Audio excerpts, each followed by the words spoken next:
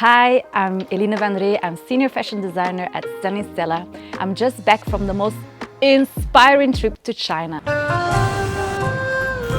where I have seen the future of outerwear. The trip was all about connecting design with reality.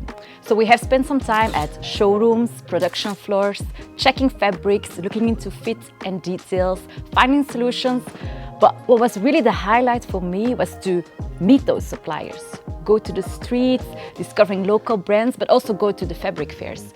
So what stood out for me is that outerwear has become so technical, but then in a more refined, futuristic way. You see so much newness. You see innovation on materials like recycled nylons, moisture-wicking yarns, lightweight paddings, but also in trims, a lot is going on. They become much more sustainable.